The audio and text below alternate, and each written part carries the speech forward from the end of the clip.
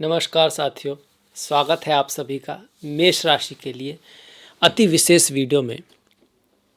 बात विशेष यही है कि एक तो गुरु मिथुन राशि में फिर से आ रहे हैं, जिसमें वो आज के बाद फिर जब आएंगे तो 12 साल बाद आएंगे। दूसरा, शनि महाराज मीन राशि में जो 3-4 महीने से वक्री चल रहे थे, अब आगे बढ़ रहे हैं। 12वें भाव में हैं, आपके मीन राशि में हैं, तो बहुत इम्पॉर्टेंट है ये कि ये वक्री से मार्गी हो रहे हैं। शनि और गुरु दोनों ही बहुत महत्वपूर्ण ग्रह हैं। राहु वैसे ही हैं, आपके एकादश भाव में है, पर इनका भी नक्षत्र परिवर्तन हो रहा है, स्वयं के नक्षत्र में आके बहुत शक्तिशाली हो रहे हैं।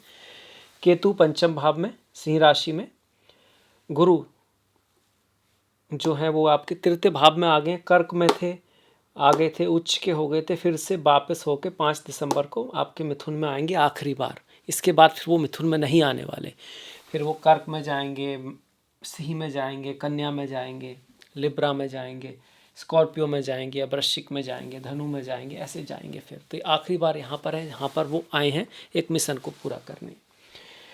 अब उसके बाद जो सबसे बड़ा इम्पोर्टेंट है कि आपकी जो राशि का स्वामी है, पिछले कह सकते हो 1-1.5 महीने से ना इस भाव में है, तो खुद की राशि में, पर अष्टम में, ट्रांसफॉर्मेशन में। इसको कुछ लोग गड्ढा भी बोल देते हैं, कुछ इसको रहस्य का भाव बोल देते हैं। अब उससे निकल कर धनु में आएंगे 7 तारीख को, पर फिर भी 7 तारीख तक यहीं पर हैं, और इसमें बुध भी हैं, शुक्र भी हैं, सूर्य भी हैं और मंगल भी हैं। इतने सारे ग्रह अष्टम में आपके चल रहे हैं, जो बड़ा विशेष है। अब ये सब क्या करेगा आपके करियर पर, आपकी पढ़ाई लिखाई एजुकेशन पर, आपके परिवार शादी विवाह पर, आपके खुद के हेल्थ के लिए, आपके इनकम के लिए, इसके बारे में हम बात करते हैं। देखिए, सबसे पहले तो शनि का ऐसे तो 7.5 है, पर फिर भी इसका वक्री से मार्गी होना ठीक ही है, क्योंकि आपके दसम और एकादश का स्वामी, मतलब करियर और करियर से लाभ का स्वामी वक्री होने का मतलब है करियर में जो एफर्ट कर रहे हैं, हार्डवर्क कर रहे हैं, मेहनत कर रहे हैं, वो रुकेगा,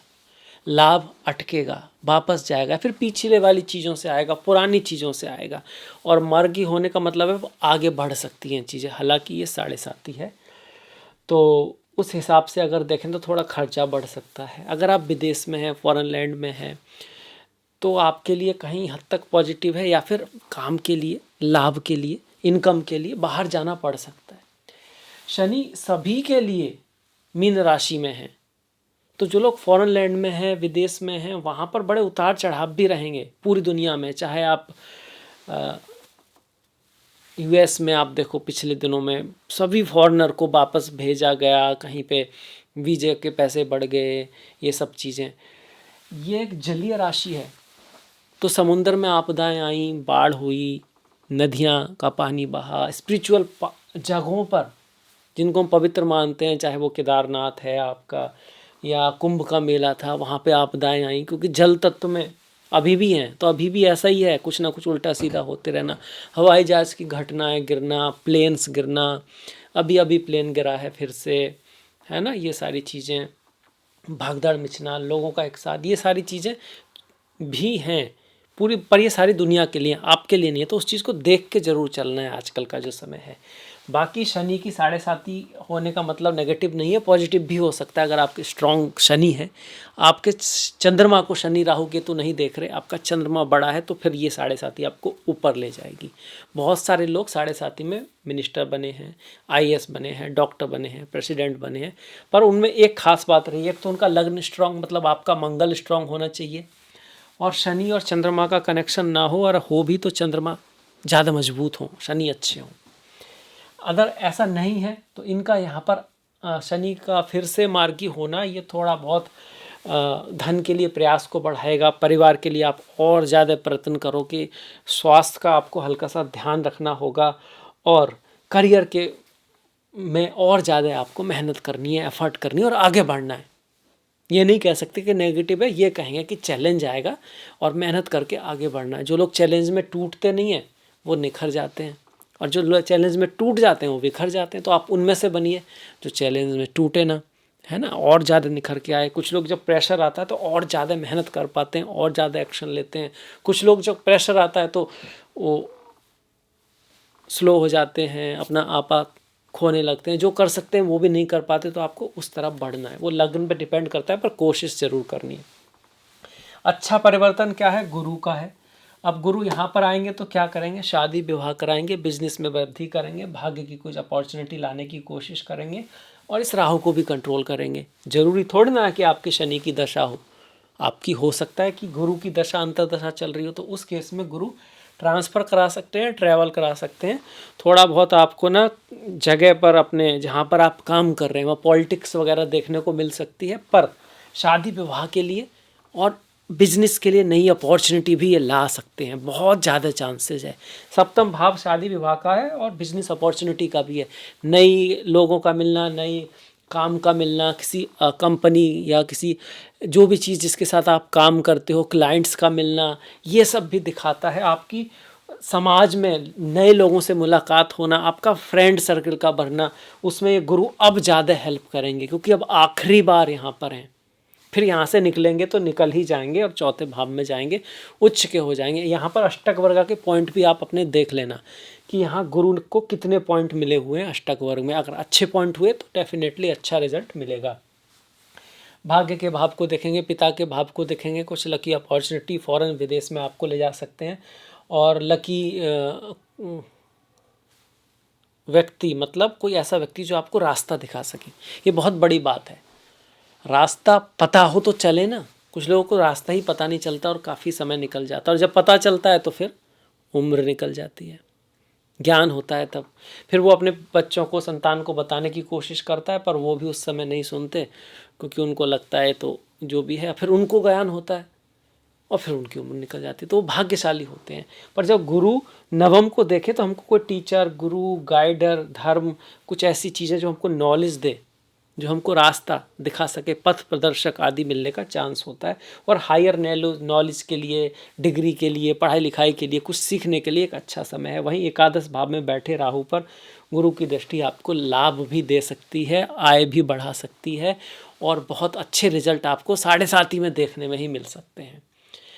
राहु कुंडली में भी थोड़े अच्छे हों तो और अच्छी बात है, गोचर में तो वो अच्छे ही चल रहे हैं। सतविषा में आएंगे तो अगर आप एरोस्पेस से जुड़े हुए हैं, आप अगर मेडिसन से जुड़े हुए हैं, आप अगर इंजीनियरिंग से जुड़े हुए हैं, आप अगर एआई, स्टॉक मार्केट और नई नई चीज़ें जो पहले नहीं थी अभी आई हैं, और स्टॉक मार्केट भी बहुत पहले नहीं था, थोड़े समय पहले ही स्टार्ट हुआ है, तो उससे आपको लाभ करा सकता है। सबसे ज़्यादा एआई, फॉरेन चीज़ें, technology, new out of the box things जो है वो आपको लाभ दे सकती हैं। फ़ॉरेन जाना, विदेश से संबंधित कुछ इंपोर्ट एक्सपोर्ट आपको लाभ दे सकता है। स्टॉक को बहुत बढ़िया नहीं कह सकते, क्योंकि केतु उसको रोक रहे हैं, पर बाकी को केतु नहीं रोक रहे आपके। टेक्नोलॉजी में तो केतु मदद ही करेंगे, सॉफ्टवेयर में तो केतु मदद ही करेंगे, आईटी में तो यहाँ केतु मदद ही करेंगे, तो कोई दिक्कत नहीं है। स्टॉक मार्केट को वो थोड़ा रोकेंगे, क्योंकि 20 तारीख तक शुक्र भी यहाँ पर है। 20 के बाद स्टॉक के मामले में हम कह सकते हैं थोड़ा अच्छा है, बेटर है। राहु और क्या कर सकते हैं? थोड़ा आपके जीवन में गुरु, टीचर, गाइडेंस आएगी तो सही, पर आप कभी क्रोध में, गुस्से में, ईगो में, कभी कभी बोलते हैं ना कि मेरा ही सब कुछ ठीक है, उसमें आप उनको इग्नोर भी कर सकते हो। इस बात का आपको ध्यान रखना है। यहाँ पे ये गुरु का भाव है, तो अपने गुरु, टीचर, जो भी चीज़ें हैं उन पे थोड़ा सा फेथ रखना है, बिलीव रखना है, और कहीं ना कहीं अपने ट्रेडिशन को आपको फॉलो करना है, तो बहुत बढ़िया रहेगा। जल्दबाजी नहीं दिखानी, आपके अंदर बहुत टैलेंट है मेष वालों में, कोई भी चीज़ जल्दी से समझ लेते हैं, पर उस पर रुक के उसको एंड तक ले जाना वो थोड़ा आपके लिए मुश्किल होता है। इसीलिए कई बार इमरजेंसी डॉक्टर, जहाँ पर एकदम से कोई चीज़ सॉल्व करनी है, वहाँ पे ज़्यादा अच्छा करते हैं। फाइट है, जैसे किसी का कुछ देर का कुछ परफॉर्मेंस है, वहाँ अच्छा करते हैं। पर जो लंबी दौड़ होती है उसमें थोड़ा सा इनको बहुत अच्छा इंस्पिरेशन चाहिए होता है, जो लगातार बना रहे, जो अंदर से आए, इसीलिए वो काम कर पाते हैं जो बहुत दिल से आए, और बहुत लंबा जिसके लिए प्लानिंग ना हो। नॉर्मली मेष वालों का ऐसा देखा गया है। अब ये सारे ग्रह हैं, अष्टम में है, ट्रांसफॉर्मेशन को दिखाते हैं, बदलाव को दिखाते हैं, चेंज को दिखाते हैं। कहाँ चेंज आ सकता है? पढ़ाई लिखाई में चेंज आ सकता है, स्कूल आदि बदल सकता है, पढ़ाई लिखाई के लिए कहीं दूर जाना पड़ सकता है, संतान के साथ रिश्तों में, रिलेशन में कुछ दिक्कत हो सकती है, उनकी लाइफ में कुछ उतार चढ़ाव हो सकता है। प्रेम में, प्यार में भी यहाँ पर कुछ उतार चढ़ाव आ सकते हैं। जो लोग गर्लफ्रेंड है, बॉयफ्रेंड है, आपस में कुछ, क्योंकि पंचमेश कहाँ जा रहा है, अष्टम में जा रहा है। भले ही अपने से चौथा है, पर राशि से, लग्न से, मेष से तो वही अष्टम में गया हुआ है सूर्य। 16 तारीख तक है। 16 के बाद इन चीज़ों में सुधार होगा, इन चीज़ों में लाभ आएगा। पढ़ाई, एजुकेशन, प्रेम, प्यार, ये सब जो है इसके मामले में बहुत बढ़िया अच्छा चेंजेस आ रहा है 16 के बाद। वहीं मंगल जो खुद आप हैं, हेल्थ के हिसाब से कहूँगा तो 7 तारीख के बाद थोड़ा बेटर है। भाग्य के हिसाब से भी अच्छा है, और कह सकते हैं लकी भी है थोड़ा। 7 तारीख के बाद मंगल का परिवर्तन आपके लिए यहाँ पे शुभ है। सूर्य और मंगल जब यहाँ पर हैं, तो अगर आप अकल्ट में हैं, एस्ट्रोलॉजी में हैं, टैक्स में हैं, कुछ रिसर्च के काम में है, तब तो ये आपके लिए राजयोग बना रहा है। पर अगर ऐसा नहीं है तो फिर यहाँ पर 16 तारीख के बाद आपके लिए महीना बेटर रहेगा। भाग्य के लिए भी, लक के लिए, प्रमोशन के लिए, जॉब लगने के लिए, गवर्नमेंट जॉब लगने के लिए तब ज़्यादा बढ़िया है। बुध और शुक्र तो यहीं पे रहेंगे काफ़ी समय तक। 6 तारीख से 20 तारीख तक बुध शुक्र का यहाँ पे योग है। ऐसे तो हम इसको लक्ष्मी नारायण योग कहते हैं, और यहाँ पे शुभ ग्रहों को अच्छा माना गया है। बड़ी अजीब सी बात है। नॉर्मली कहीं पढ़ेंगे तो कहेंगे कि अगर अष्टम भाव का स्वामी केंद्र त्रिकोण में हो, शुभ ग्रह बैठे हों, शुभ ग्रहों की दृष्टि हो, तो आसुर योग बनता है। मतलब व्यक्ति खुद ही कुछ थोड़ा सा नेगेटिविटी की तरफ आकर्षित हो सकता है। बहुत ज़्यादा प्रयास ना करे और चीज़ों को थोड़ा चालाकी से वैसे हैंडल करने की कोशिश करे। पर पर्टिकुलरली देखा गया है कि जब बुध और शुक्र यहाँ पर आते हैं तो गेन कराते हैं, लाभ कराते हैं, धन दिलाते हैं, पैसा दिलाते हैं। और वो पैसा ऐसा होता है जैसे कि लॉटरी लग गई, कहीं से इंश्योरेंस का पैसा मिल गया, स्पाउस का काम अच्छा चल गया, इस तरह का पैसा होता है। आपका खुद का कम और कुछ और तरीके से, कभी कभी अकल्ट, एस्ट्रोलॉजी, ज्योतिष, इस तरह अष्टम भाव का जो काम है, रिसर्च वगैरह में भी आपको पैसा, धन आता है यहाँ से। तो उस मामले में ये बुध और शुक्र का योग अच्छा है। शुक्र 20 तारीख तक है, 20 के बाद यहाँ आएंगे। 20 तारीख तक जब तक यहाँ है तो मैरिज लाइफ के मामले में, स्पाउस की लाइफ में कोई चेंज, परिवर्तन भी आ सकता है। 20 के बाद स्पाउस के लिए अच्छा है, बिजनेस के लिए और भी अच्छा है। गुरु की दृष्टि तो आ ही रही है जो उसको शुभ कर रही है शुक्र पर, जो शादी विवाह के योग बना रही है। पर 20 के बाद और भी ज़्यादा अच्छे योग हैं आपके किसी मुलाकात के। ये सब शादी विवाह तो आप टालोगे अभी, क्योंकि जब सूर्य धनु राशि में आते हैं तो उसको खर मास बोलते हैं, और जिसको बोलते हैं ना मुहूर्त वगैरह जब निकालते हैं, तो उसमें हम थोड़ा सा अवॉइड करते हैं शादी विवाह 14 जनवरी तक। 14 जनवरी के बाद जब सूर्य मकर राशि में आएंगे, मकर संक्रांति होगी, उत्तरायण होंगे, तो फिर से शुभ चीज़ों के लिए हम जाते हैं। हालांकि ये जो समय है नॉलेज के लिए, स्पिरिचुअलिटी, अध्यात्म के लिए, कुछ बड़े किसी दुनिया के लिए, समाज के लिए कुछ करने के लिए बढ़िया है। बहुत बड़े बड़े परिवर्तन आपको समाज में, दुनिया में, वर्ल्ड में देखने को मिलेंगे, क्योंकि गुरु अब तृतीय भाव में आ रहे हैं। जो वॉर का है, कुछ वॉर एंड होने की तरफ जा सकती हैं, जैसे रसिया यूक्रेन वॉर है या कुछ इस तरह की चीज़ें। कुछ ऐसा हो सकता है, पूरी तरह एंड ना हो, क्योंकि 2030 तक इस तरह के ग्रह हैं, पर कुछ चेंजेस, बड़े चेंजेस, बड़े स्टेप, माइलस्टोन्स वर्ल्ड लेवल पर आपको देखने को मिलेंगे। उतार चढ़ाव, अच्छी भी चीज़ें मिल सकती हैं, न्यू टेक्नोलॉजी, और बुरी घटनाएँ भी स्पीड से होंगी। आप ये महसूस कर रहे होंगे पिछले 2 सालों से जैसे दुनिया की स्पीड बढ़ गई है चीज़ों की होने की। ये हो गया शुक्र का, सूर्य का और मंगल का। मंगल जब यहाँ पर हैं 7 तारीख तक है, तो थोड़ा मैरिज लाइफ के मामले में भी और भी ज़्यादा उसको थोड़ा सा गड़बड़ कर रहे हैं। मतलब सिर्फ गुरु ही संभाल रहे हैं, आप ये मान लो। यहाँ से आपके शुक्र निकले तो और अच्छा हुआ, मंगल आगे और भी बढ़िया रहा, तो एंड की तरफ जैसे जैसे महीना जाएगा तो रिलेशनशिप के मामले में, व्यापार के मामले में और ज़्यादा पॉजिटिव रिजल्ट आपको मिलना है। बुध तो पूरे महीने लगभग यहीं है, महीने के लास्ट में फिर वो आपके नवम में जाएंगे, जो पॉजिटिव ही है। पर पूरे महीने बुध यहाँ पर हैं। थोड़ा कम्युनिकेशन का ध्यान रखना है, थोड़ा बात जिस तरह से हम करते हैं उसमें थोड़ा मिसअंडरस्टैंडिंग हो सकती है।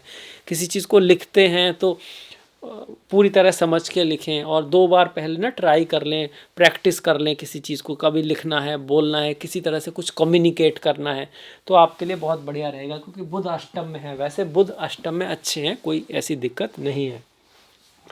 गुरु का गोचर थोड़ा बेटर ही हो रहा है, अच्छा हो रहा है। केतु बहुत बढ़िया नहीं कह सकते, तो प्रेम प्यार के मामले में थोड़ा ख्याल रखें, खासकर शुरुआत में महीने में। और धन के मामले में अगर राहु आपके अच्छे हैं, राहु अगर कुंडली में, तो बढ़िया है।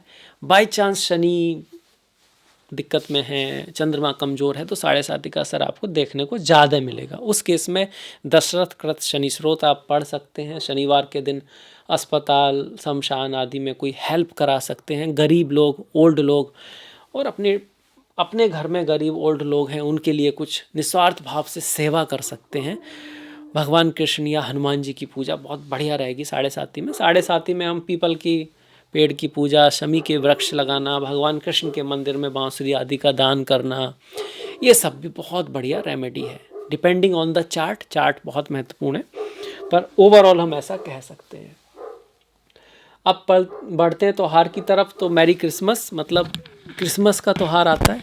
ईसा मसीह का जन्म हुआ था जब सूर्य गुरु की राशि में, धनु की राशि में थे, और गुरु उनके चार्ट में अच्छे दिखते भी हैं। और ईसा मसीह लाइफ के एंड में भारत आए थे, इंडिया में रहे थे, कश्मीर में, और उन्होंने बहुत सारा मतलब बुद्धिज़्म वगैरह और हिंदुइज़्म वगैरह काफ़ी सीखा भी था। 4 तारीख की मार्गशीर्ष पूर्णिमा है, 15 तारीख की सफला एकादशी है, 30 तारीख का पौष पुत्रदा एकादशी है। ओम नमो नारायणाय, ओम नमो भगवते वासुदेवाय। 2 और 17 का प्रदोष व्रत है। 18 तारीख का आपका शिवरात्रि है। चिदानंद रूपा शिवोहम शिवोहम, ओम नमः शिवाय। 7 तारीख की संकष्टी, 19 की पौष अमावस्या और 16 तारीख की धनु संक्रांति है। सूर्य धनु राशि में जा रहे हैं, धर्म की राशि में जा रहे हैं। ये युद्ध की भी राशि है। तो यहाँ पर जब सूर्य आते हैं तो कई बार जो गवर्नमेंट है, बड़े कंट्रीज़ हैं, वहाँ पर युद्ध होना, युद्ध का या तो रुकना या नए युद्ध की शुरुआत होना। आजकल युद्ध सिर्फ वॉर में नहीं लड़े जाते, पीछे से भी चलते, इकोनॉमिक सैंक्शन वगैरह ये सब जो चल रहा है वो युद्ध से ही चल रहा है। तो ये था मेरी तरफ से मेष राशि के लिए राशिफल दिसंबर का, और आई होप मुझे अच्छा लगा, आपको अच्छा लगा हो, ऐसी मेरी आशा है। अगर ऐसा है तो लाइक कीजिएगा, सब्सक्राइब कीजिएगा। अभी तक सब्सक्राइब नहीं किया तो सब्सक्राइब कर सकते हैं, घंटी वाला बटन दबा सकते हैं। आपने इतने पेशेंस के साथ देखा, जो कि बहुत महत्वपूर्ण है। उसके लिए आपका बहुत बहुत धन्यवाद। आपसे मुलाकात होगी नेक्स्ट वीडियो में, तब तक के लिए नमस्कार।